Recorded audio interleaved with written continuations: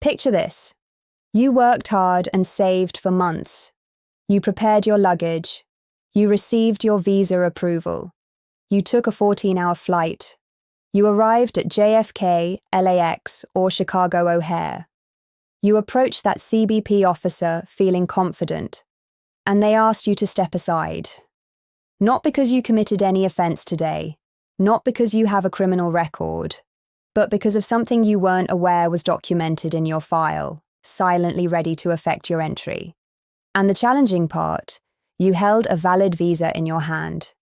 Here's what many people don't learn before they take that flight. A visa does not guarantee your entry into the United States. Not at all. And in 2026, with the regulations becoming stricter, the importance has never been greater. I'm Lisa, and this is Future Bridge USA, the channel where we present the law directly. We explain it so it protects your life, your status, and your family's future. Today, I'm going to guide you through the specific legal challenges that are affecting people at US airports right now. People with valid visas, approved estes, even green cards. And then I'm going to provide you the legal protection, the specific strategy to safeguard yourself before you ever step on that plane. Stay until the end. This video could be the most valuable thing you watch before your next trip to America. Now, before anybody in the comments says, "Lisa, you're overstating this," let me show you exactly where this comes from. This is not my opinion. This is federal law. Under the Immigration and Nationality Act, the INA, and specifically under 8 CFR Part 235, every single person who arrives at a US airport is legally classified as an applicant for admission. Let me say that again slowly. Every single person. It doesn't matter if you have a B1, B2 visa. It doesn't matter if you have an F1 student visa. It doesn't matter if you have an approved este. The moment you land, you are legally requesting permission to enter, and it is a CBP officer at that booth, not the State Department that issued your visa, not USCIS, who makes the final decision on whether you proceed through that door or get placed on a flight back home. The State Department provides you the visa. CBP determines admission. These are two completely different decisions made by two completely different agencies. And CBP, they answer to the Department of Homeland Security. Their authority at that airport is almost complete. This is the reality. Now let's talk about where people are facing difficulties because they didn't know this. This is the #1 challenge, and it is affecting people significantly right now. You have a valid visa, it hasn't expired, you received it from the US Embassy, you did everything right, so you think you're guaranteed to enter. Incorrect. Here is the serious legal reality. A US visa or an approved ESTA is only a travel document. It gives you permission to travel to the United States and request admission. That is it. The CBP officer at that port of entry can review your record, your travel history, your prior entries, your past behaviour, reports filed against you, and determine right then and there that you are inadmissible. They can cancel your visa on the spot. They can place you back on a plane. And depending on how they deny you, you could be barred from coming back for 3 years, 10 years, or permanently. So the next time someone tells you your visa is fine, don't worry. You tell them Lisa said that is not enough. This challenge has quietly affected thousands of immigration cases and almost nobody talks about it. When you enter the US as a non-immigrant, a tourist, a student, a worker, you receive something called a Form I-94. It is your arrival departure record. It is issued by CBP at the airport, and it tells you exactly how long you are legally allowed to stay.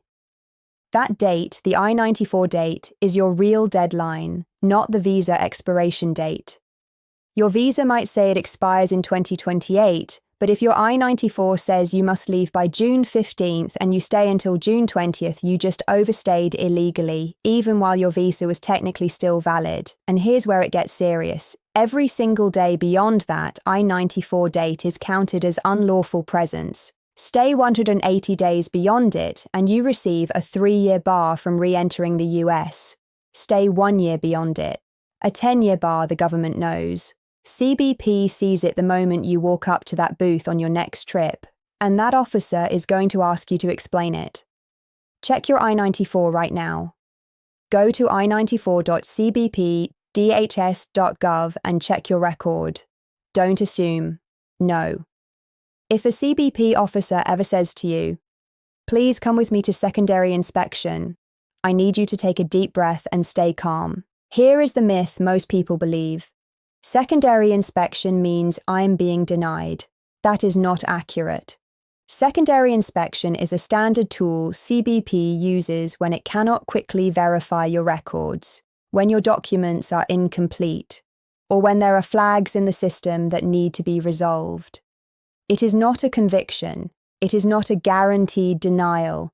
But here is where people turn a manageable situation into a problem. They panic. They get nervous.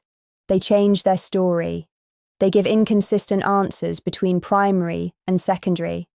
They try to be too clever, volunteering extra information that raises more red flags. When you are in secondary inspection, you answer the questions. You answer them honestly, you answer them consistently, and you do not volunteer information that was not asked. If you are traveling for tourism, say tourism. If you are visiting family, say visiting family. Have your documents, your hotel booking, your return ticket, your bank statement organized and ready.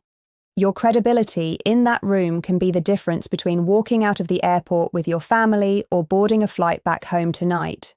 Now we are getting into territory that surprises most people, and I want you to hear this clearly.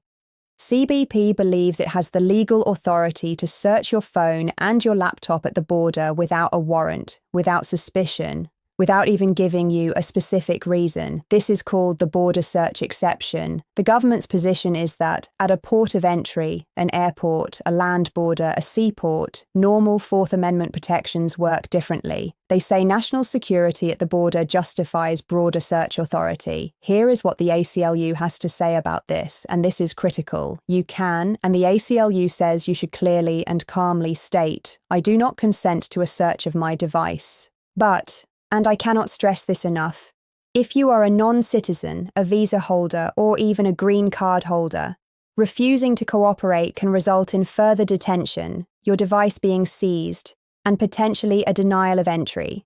Citizens cannot be denied entry for refusing. Non-citizens can. So what do you do before you travel? Clean your devices, remove apps with sensitive content, back up and log out of messaging apps. Use a travel phone if possible. Do not carry what you cannot explain. This is not paranoia.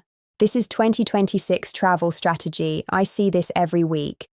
A lawful permanent resident, someone with a green card, returns from a trip abroad.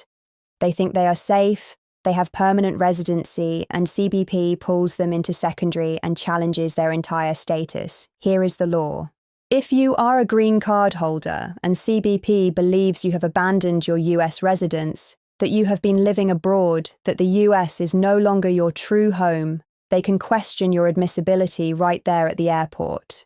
They can place you in secondary. They can send you to an immigration judge. An immigration judge can remove your green card, and that is a challenge that takes years and thousands of dollars to fight. If you have a green card and you have been outside the US for extended periods, you need a re-entry permit before you travel, not after.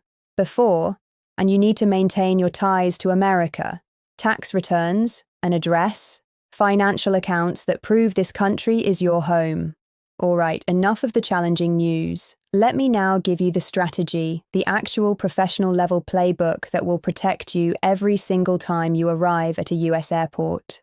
Regardless of your immigration status, the moment you are inside US territory, even at the airport, you have constitutional protections. The Fourth Amendment protects you from unreasonable searches and seizures. You have the right to remain silent on questions beyond basic biographical information and your purpose of visit. You have the right to ask, "Am I being detained and why?" And if you are formally placed in removal proceedings or detained beyond the initial inspection, you have the right to contact an attorney. Ask for one clearly on the record. Every time you travel to the US, carry these documents organized, printed, and ready. A return or onward flight ticket, a hotel booking or letter of invitation from your host, bank statements from the last 3 months showing you can support yourself, an employment letter or proof of business ties back home. For students, your I-20 DS 2019 or other required academic forms for green card holders travelling abroad, a re-entry permit if you have been gone more than a year, and any prior I-94 records showing a clean departure history. This is your admissibility protection. The officer at that booth is asking himself one central question: is this person who they say they are? And will they leave when they're supposed to? Your documents answer that question before they even ask it. Rule number 1, do not lie ever. Rule number 2, answer the question asked, nothing more. Rule number 3, be consistent. What you said at the primary booth, say the same thing in secondary. Rule number 4, if they ask to search your device, you may calmly state, I do not consent to this search. But if you are a non-citizen, understand the consequence and make an informed decision. Rule number 5, if at any point you are told you are being formally detained or placed in proceedings, immediately ask to speak with an attorney. Do not sign any documents until you have legal counsel.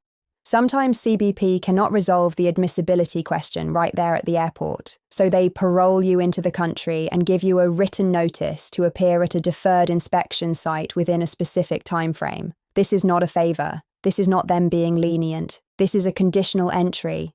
And if you miss that appointment, or if you show up unprepared, your case can be escalated directly into formal removal proceedings before an immigration judge. Show up on time. Bring every document they requested. Bring copies of everything and seriously bring an immigration attorney with you if you can afford one.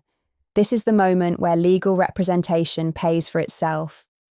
Before your next flight to the United States, check your I-94 record online. Verify your departure was properly recorded. If there are discrepancies, an overstay showing in the system that you know was an error, a departure that was never recorded, you need to address that with CBP before you arrive, not during your inspection. Contact a qualified immigration attorney. Get a legal opinion on your admissibility before you board, because discovering a problem at the primary booth at 2 a.m. after a 14-hour flight with no lawyer and no documents is not the time.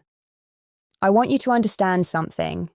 The cases I've described today, the visa holders denied entry, the green card holders challenged at the border, the students turned away because of missing documents, these are real people.